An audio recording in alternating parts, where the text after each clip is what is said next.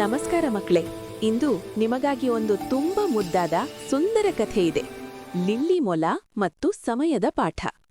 ಕೇಳೋಣ ಬನ್ನಿ. ಒಂದು ಹಿತವಾದ ಮಸಕಾದ ಗುಹೆಯೊಳಗೆ ಚಿಕ್ಕ ಲಿಲ್ಲಿ ಮೊಲ ಮುದ್ದಾಗಿ ಮಲಗಿಕೊಂಡಿದ್ಲು. ಯಾವ ಚಿಂತೆ ಇಲ್ಲದಂತೆ ಸ್ವಲ್ಪ ಗುಲುಗುಲೂ ಅಂತ ಕರಿಕೆ ಹಾಕುತ್ತಾ.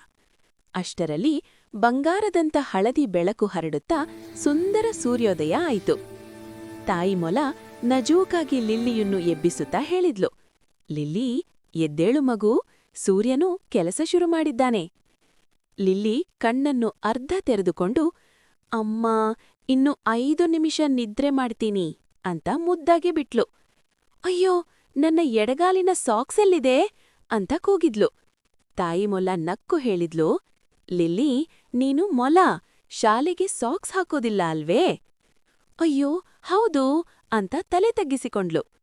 ಫಾರೆಸ್ಟ್ ಸ್ಕೂಲ್ ತಲುಪುವಷ್ಟರಲ್ಲಿ ಮಿಕ್ಕ ಪ್ರಾಣಿಗಳೆಲ್ಲ ನೀಟಾಗಿ ನೆಲದ ಮೇಲೆ ಕುಳಿತಿದ್ರು. ಗೂಬೆಗುರು ರೆಕ್ಕೆ ಟಪ್ ಟಪ್ ಹೊಡೆದು, ಲಿಲಿ, ಮತ್ತೆ ಲೇಟ್, ಇವತ್ತು ಸ್ನೇಲ್ಗಳು ಕೂಡ ನಿನ್ನಗಿಂತ ಬೇಗ ಬಂದಿವೆ ಎಂದಳು. ಮಿಕ್ಕ ಪ್ರಾಣಿಗಳು ಹಿಹಿಹಿ ಅಂತ ನಗತೊಡಗಿದಳು. ನರಿಮರಿ ಮತ್ತು ಅಳಿಲು ಜೋಡಿಯಾಗಿ ಹಾಡತೊಡಗಿದಳು, ಲಿಲ್ಲಿ ಲಿಲ್ಲಿ ಲೇಟ್ ಲಿಲ್ಲಿ, ಲಿಲ್ಲಿ ಲಿಲ್ಲಿ ಲೇಟ್ ಲಿಲ್ಲಿ. ಅಳಿಲು ಸೇರಿಸಿ, ಮುಂದೆ ರಾಕೆಟ್ ಅಲಾರ್ಮ್ ತರ್ತೀಯಾ ಎಂದು ನೋಡಿ ಎಲ್ಲರೂ ನಕ್ಕರು. ಬಡ ಲಿಲ್ಲಿ ನಾಚಿಕೆಪಟ್ಟು ಮೌನವಾಗಿ ಕುಳಿತುಕೊಂಡಳು. ಆ ರಾತ್ರಿ ಲಿಲ್ಲಿ ಮನೆಯಲ್ಲಿ ಮಂಕಾಗಿ ಕೂತಿದ್ಲು.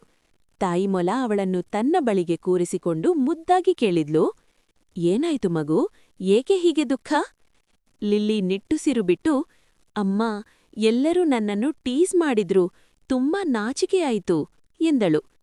ತಾಯಿ 3 ಕ್ಯಾರೆಟ್ಗಳನ್ನು ಮೇಜಿನ ಮೇಲೆ ಇಟ್ಟು ಹೇಳಿದ್ಲು, ನಾನು 7 ಗಂಟೆಗೆ ನಿನಗೆ ಕ್ಯಾರೆಟ್ ಕೊಡ್ತೀನಿ ಅಂತ ಹೇಳಿ ನೀನು 8ಕ್ಕೆ ಬಂದರೆ ಏನಾಗುತ್ತದೆ?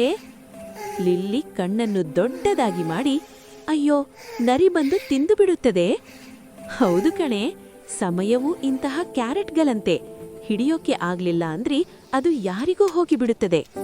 ಅದು ಕೇಳಿ ಲಿಲ್ಲಿ ತನ್ನ ಉದ್ದವಾದ ಕಿವಿಗೆ ಒಂದು ಚಿಕ್ಕ ಬೆಲ್ಲು ಕಟ್ಟಿ, ಇಂದಿನಿಂದ ಇದೇ ನನ್ನ ಅಲಾರ್ಮ್ ಎಂದು ಹೆಮ್ಮೆಯಿಂದ ಹೇಳಿದಳು.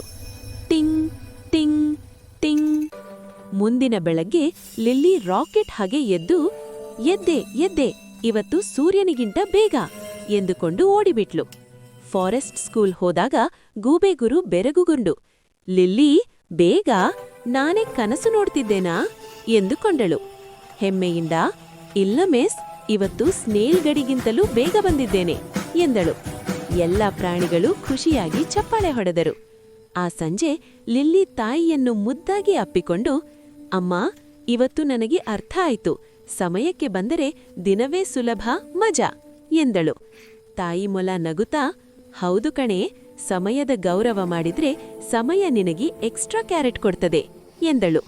ಹೀಗಾಗಿ ಆ ದಿನದಿಂದ ಲಿಲ್ಲಿ ಮೊಲ ಯಾವಾಗಲೂ ಸಮಯಕ್ಕೆ ಬರ್ತಾ ಪ್ರತಿದಿನವನ್ನು ಮುದ್ದಾಗಿ ಸಂತೋಷವಾಗಿ 1 ಕ್ಯಾರೆಟನ್ನು ಕಳೆದುಕೊಳ್ಳದೆ ಆನಂದಿಸುತ್ತಾ ಬದುಕತೊಡಗಿದಳು.